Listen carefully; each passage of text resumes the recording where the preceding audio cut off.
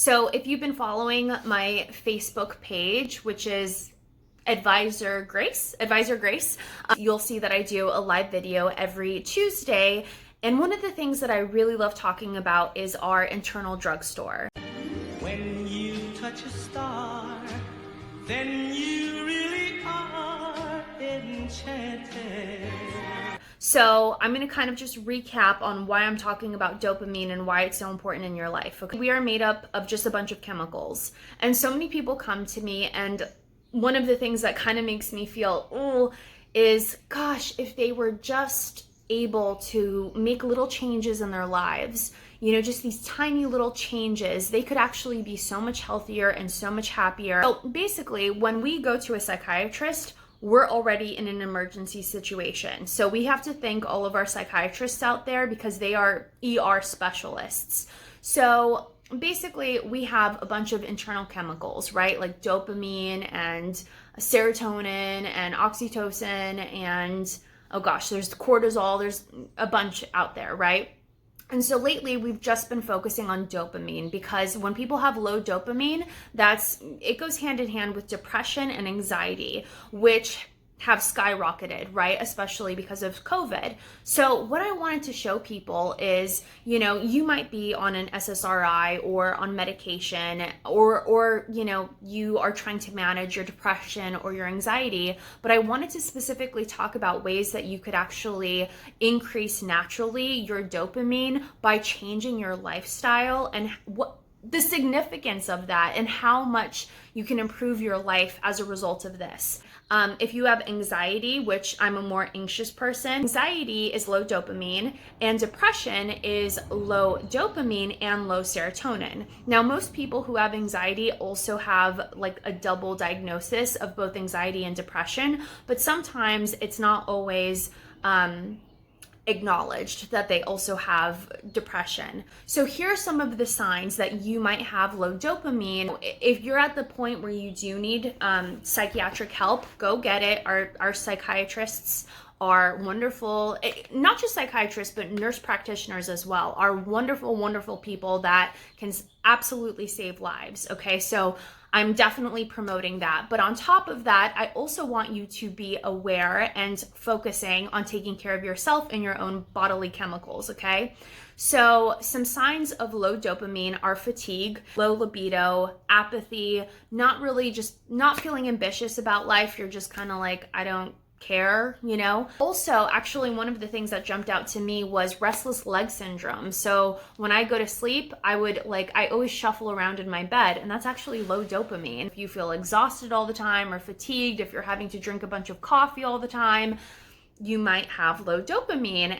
Also, addictions. When our bodies are made for homeostasis, okay? So if your body has low dopamine, your body needs to compensate and get you back to a place of homeostasis. So it might run and try to grab some cigarettes, right?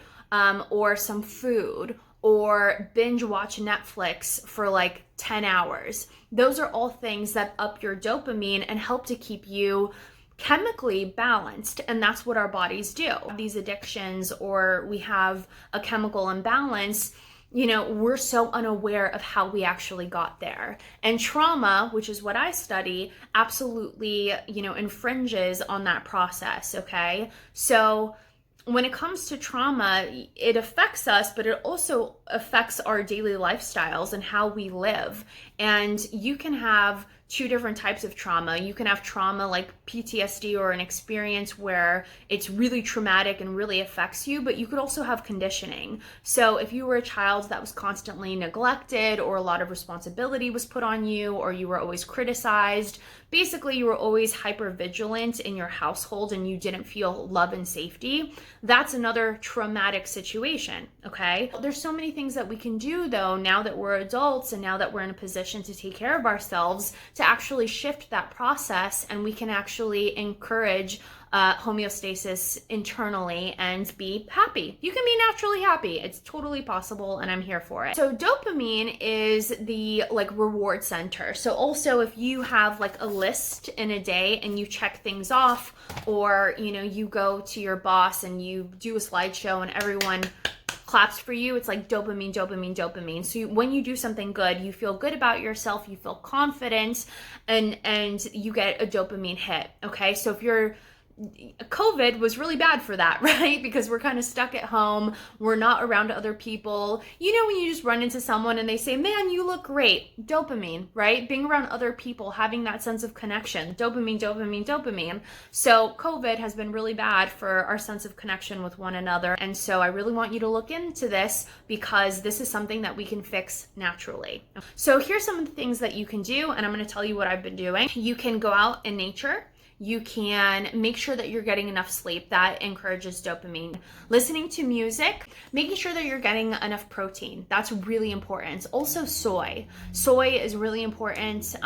Soy products, meat products, just making sure, I mean, I eat a lot of soy, so that's what I focus on. But again, you can go to my page and you can find a bunch of dietary suggestions that are gonna encourage your dopamine as well. Meditation encourages your dopamine. Sunlight, vitamin D will encourage your dopamine. Again, celebrating your wins. This is something that I always had a problem with, and I still have a problem with this. Celebrating my wins and really allowing myself to feel good when I finish a task, that will really surge your dopamine and help you to feel good. Now, one of the other ways that I knew that I had low dopamine was because things just kind of look gray. You know, like colors weren't very vibrant for me, and that is a sign of low dopamine. So I've been doing this, like I said, for a few days, and colors, like even just this odd green color of a sweater that I have is so vibrant to me. Like I'm looking at the camera right now, and there's so many vibrant colors that are just bursting out. So dopamine, as you can imagine, is like, you know, a chemical, but there's dope out there. So some people do drugs to have this effect, to see the world as dreamy and even a little bit hallucinations. If people have too much dopamine in their system, they develop schizophrenia because it's like too much, right? It becomes delusional and hallucinations. So, but we want a little bit of it. We want to look at the world as beautiful. We want to notice the different colors all around us. We want to see the magic all around us. But if you have low dopamine, it's going to be hard for you to do that. And it's going to be hard for you to feel good about yourself, good about life, excited to get up in the morning and excited for the day. And exercise will definitely stimulate both your endorphins, will get you a little high, and also your dopamine. It will help you to have more natural dopamine in your system. For those of you that like coffee, decaf or regular coffee, you know, making sure that you're allowing yourself that treat in the morning will give you a little dopamine hit. Not too much, but just enough to get you going and get you excited. After my hike, I would come home and I would take a shower, and I still do this, and then at the end of my shower, I put it cold and I can just kind of get certain parts of my body, but that actually encourages dopamine. Having a schedule, having stability, it actually takes away your thinking and decision-making process during the day. So it lowers your cortisol and allows your dopamine to rise as you're completing these tasks that have already been ordained for you. So the update is I'm still seeing things as very beautiful. I'm becoming more and more productive as a result of upping my dopamine, and I'm genuinely excited when I wake up in the morning to get up and to do things. I'm feeling more creative. The more that I work on encouraging my dopamine, the more that these activities I seem attracted to that actually naturally encourage dopamine as well. So it's basically a momentum, and the more that I'm able to really instill these lifestyle changes in my life, I'm booby trapping myself for success. And that's what I want for all of you. All of this stuff, when people used to tell me to meditate or to exercise, I really didn't give a shit. Like it didn't seem interesting to me. But when I understood why, and when I understood that it wasn't just about physical health, it was about mental, emotional, and spiritual health, and that this was actually the key to me being a productive and successful person, game changer. I was willing to change at that moment. So I hope you guys are too, and I think you are. If you ever want to speak with me, you can find me at one2listen.com/Grace. I love you guys so much. Have a great day.